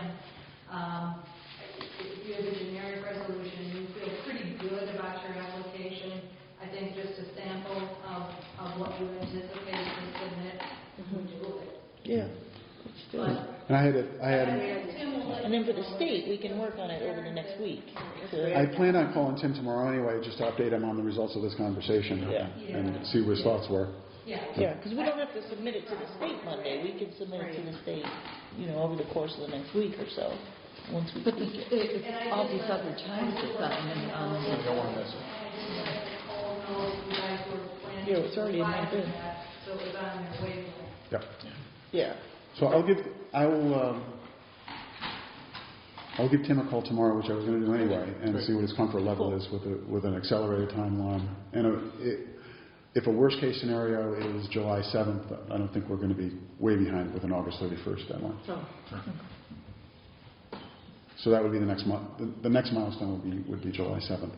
Or alternatively, Tim, in my initial conversation with Tim, he said he'd be willing to call just a quick special meeting to run a resolution through when the application was ready. Or next Wednesday we could. It says that the certified resolution just has to authorize the submission of the grant. Within the past 60 days. Right, and identify the individual who can sign the grant. Yep. Yeah, the application So- is nothing. But I mean, so it doesn't say that they are, It's not required. yeah. No. Okay, so your concern then is the attachments, which they refer to, but they don't describe. And just making sure the right numbers are in the right cells in the budget, and making sure that we're straight with Rivercog on how this would work, and we actually get our But that's more application for the Board strategy. of Selectmen and Rivercog and us versus the state. The state. The state is just the generic, No, No, the state, might. the state, you need to submit a budget with Yeah, with specific numbers and 3 or 4 lines, right? in the specific categories. But the resolution, couldn't the resolution be passed on Monday without even, without anything other than to say we're applying for this? Because it... If the Board of Selectmen is comfortable with To do that that, blank check. Yes. just say that yeah, So that's the question. okay. So I think, based on the language of the application, the state would recognize it. Whether or not the board wants to do it that way, we can ask. Gotcha. Okay. That sounds good. Right. But a base case, just to circle back on our strategy, a base case would be to emphasize the outreach portion of it. Have some printing and some data analysis to. Is that? Yeah, so if you were to Start. say to them, even if you took the 15,000 and divided it up in a general way and say, unless we get more specific information about how this has to be divided in the grant, we are planning to apply for Right. this much for this. Would that be, I mean, I think people could be, there's a shot they could be Yep. comfortable. And if Tim's comfortable with that, then we'll get on the agenda for Monday. Right. Cool. On the town share of those costs, like for administrative costs, if we had somebody, within Tim's staff working on things, like Michelle fixing up the website or somebody like that, doing amendments to the town website, would we include that as a town cost on the Yeah. spreadsheet? Although the budget we have. I mean, that wouldn't be in the 15,000, that would just be showing the state that That we're we're paying doing for. something. The budget we have now was basically a bare bones budget to operate the commission, not to Do anything else. do anything with the Engage plan. the staff. So there's some funding in there for a clerk if we needed someone to take minutes. There's some legal and postage so that when we have to, Your if we do a external public hearing, then that has to be posted, and there's some legal fees and some associated with that, and that's why it's just a few $1,000s. So it's just basic Sure. administrative operating expenses for the committee. So there's nothing in there for resources other Creating than an ourselves to affordable do housing the plan, plan. yeah. Right. So- So there could be nothing. Right, so in this case, though, to go in front of the Board of Selectmen, though, we would perhaps want to say that Michelle and her staff may have to do some work on the website, for instance, to Right. And would do that some fall into? community engagement for us, and those hours may count, if it's, $80 an hour or whatever. Or if we have a consultant creating content for us, who might be able to, it might not be a material expense because it just gets plugged in. Yeah, I mean, it could go either way, I guess. I don't know what capacity the staff here has, but. My sense is it's not overstaffed. Yeah, I think the future question we've seen in the past is typically the request will be use your grant first before you use Yeah. the town. The town staff, okay, okay. And some of that's earmarked already because once we have a plan, we are going to want to have a public hearing, so there will have to be notice posted, and that has costs and legal fees. And we did put in the budget, if I recall correctly, there's a line in there for at least one mass mailing, which we might be able to use. Though, couldn't you say that the town, that there is $4,500 available to the commission for the plan, I mean, isn't that really to in the process of creating the plan? No, it's in And the process of adopting. What we have is more adopting it. So we did not have any funding in to actually create the plan. Beyond the extent of just having a running commission to do it. Okay. All right, I got you. Okay, so just to recap, we're on board with the general emphasis of the categories. We emphasize outreach. Secondary is the data, and then whatever is required for printing and the logistical part of it. We're going to see if it works for the Board of Selectmen to get on the agenda for Monday and get a resolution passed. We do have some boilerplate, so hopefully that can get done. Lawyer's going to have to look. I'm sure there's going to have to be a legal opinion on that. I'm not sure. My guess is that the board will want to have the town attorney look at the resolution before it's passed. Sure.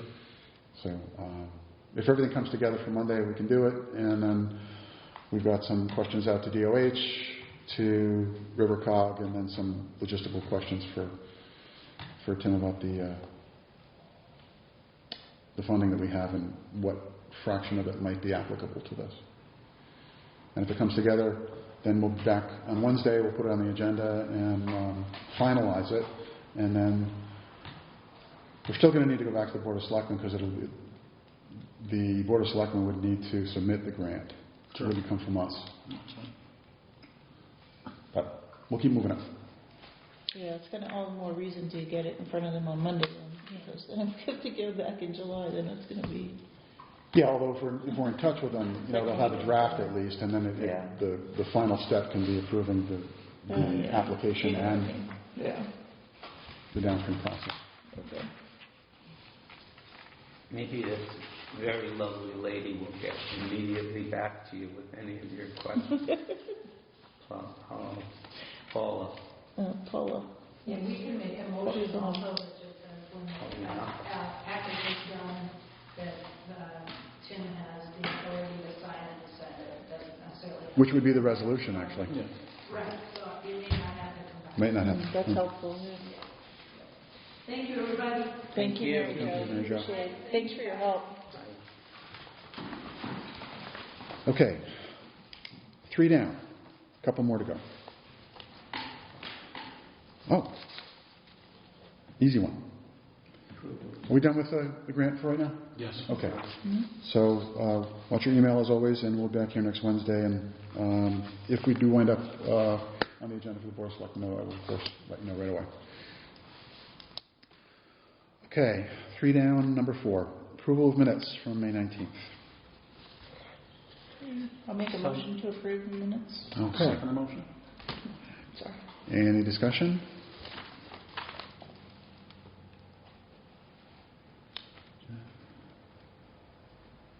Let's see. Hearing none. All in favor? Hi. Any opposed? Abstain? Everybody was here, so nobody has to abstain. We're good. Hey, we're 2 for 2, huh? Yeah. All right. Rolling along. Okay.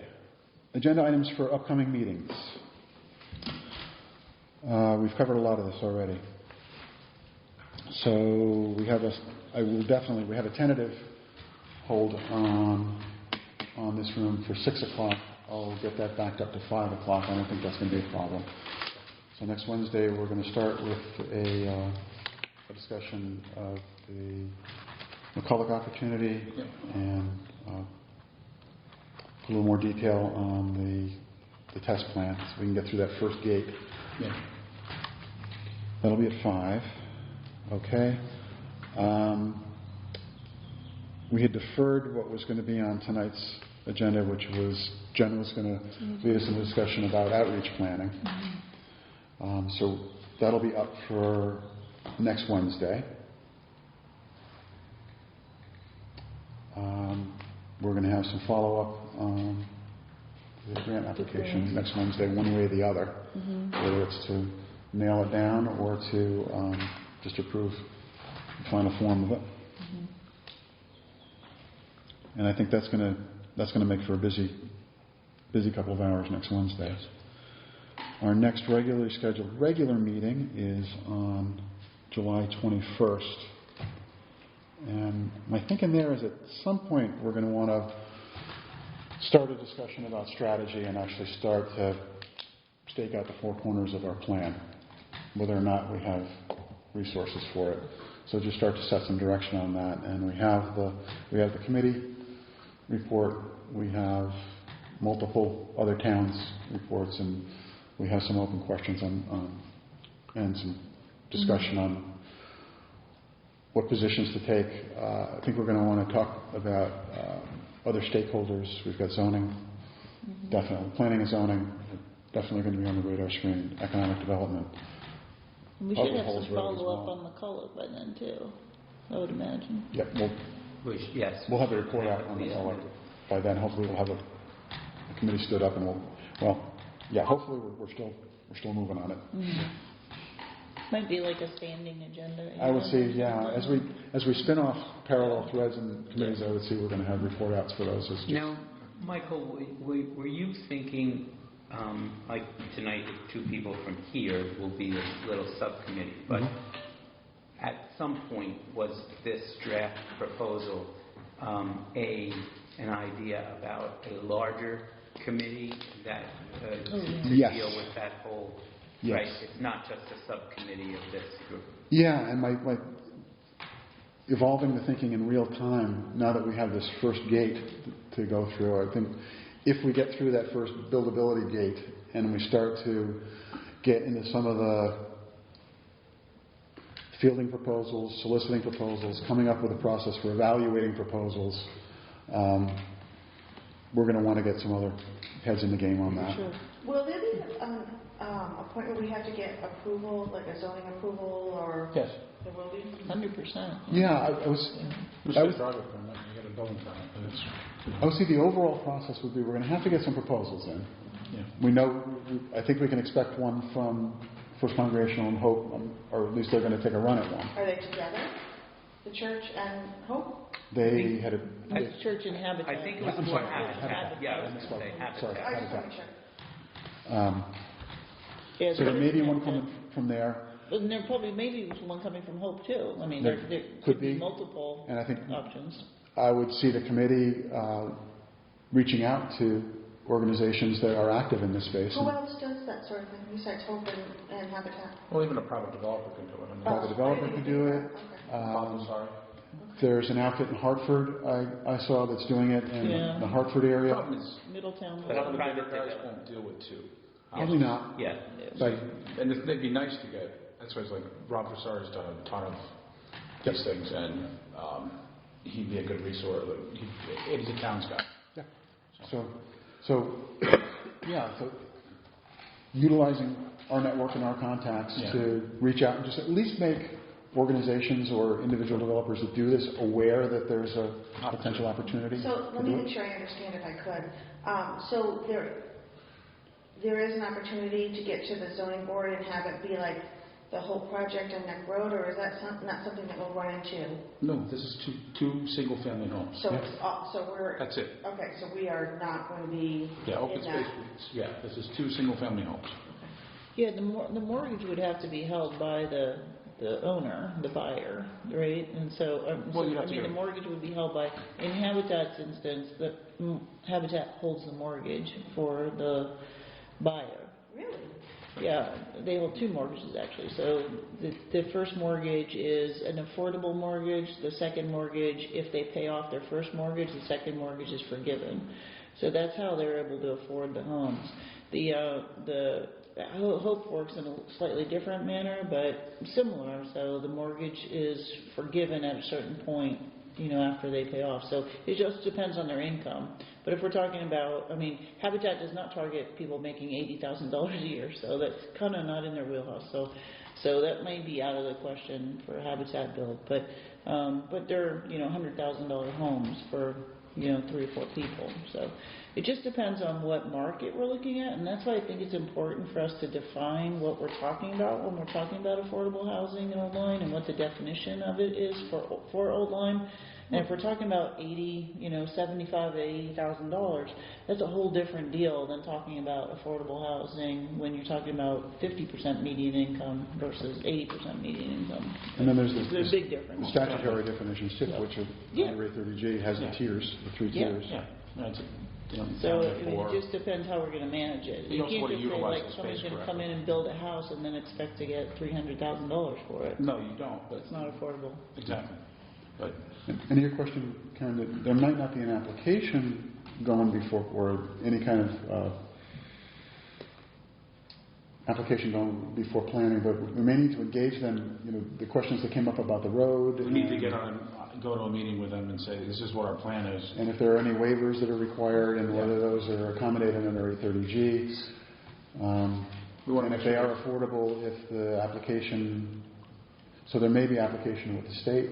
If I there's wonder why they don't get their own On the other under hand, 830G. If this is too... Can you do a single family on 830G? Yes. yes. You can? Yes. On the other hand, the developer can do it too. So if you turn it over to a developer, then the developer does all that. We don't have to do that. Like they meet with planning, they meet with zoning. Yeah, it will just need to be on the deed that it's affordable housing, and here's the criteria. And we But just assuming everything goes forward, I would see at some point there would be a proposal that would need to go to the Board of Selectmen. Absolutely. So in most cases, they don't have their own mortgage. The property owners, they don't go to Essex Savings Bank like they do in Lyme. And No, a lot of towns do. So in Habitat and Hope's case, we work with Liberty Bank, Dime Savings Bank, etc. So we have various mortgage lenders, and we work with them, and we get the mortgage from them, and Habitat holds the paper on it. So we pay Liberty Bank, and Liberty... so it could never go to foreclosure. Yeah, so they can never foreclose on them. We foreclose on them. And so we do foreclose on people, but it takes a lot for us to foreclose on goes right to directly to assets, yes. yes. Okay. Yeah. Which that's a good thing too, they're right here. So there's a lot of forgiveness. Okay. So next week, full schedule, and Lots of then nuts and bolts. and then in our July regular meeting, we'll start to get at some of the more planning strategy. Do you want me to see if I can put together numbers of what it would cost to make sort of things buildable before the Monday meeting for the selectmen? Would that have to get approved at a selectmen's meeting or no? Because I can make a half dozen phone calls tomorrow and put together a budget. Probably not for Monday. Okay. Monday I'll we'll have do it the grant. then I'll have it for next week. Yeah, for Wednesday I think it'd be good. Great. We'll do the grant if they're willing to entertain it on Monday. Okay, that should keep us busy for 6 weeks. Good summer. Yeah. Actually, when next we meet, it will be summer. The solstice is on Monday. Yeah. Okay, anything else on agenda planning? Okay, You have a full plate.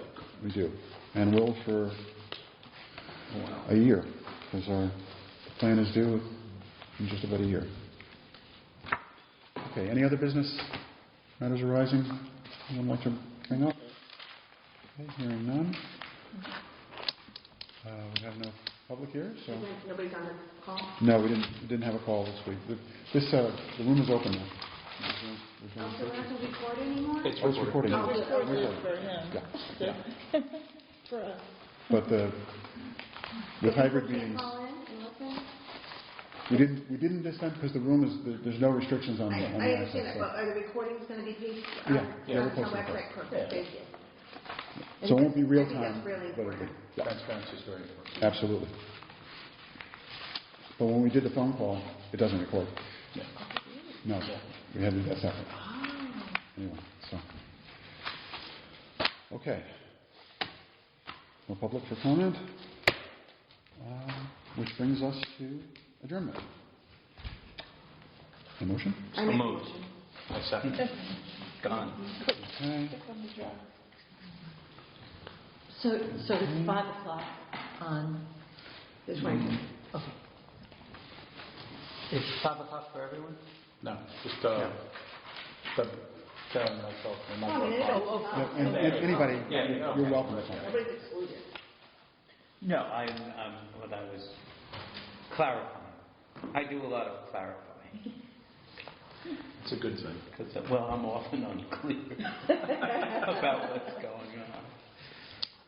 Okay, the meeting is adjourned. Thank you. Thank you. Thank you so much. Thank you for all your I made it was enlightening.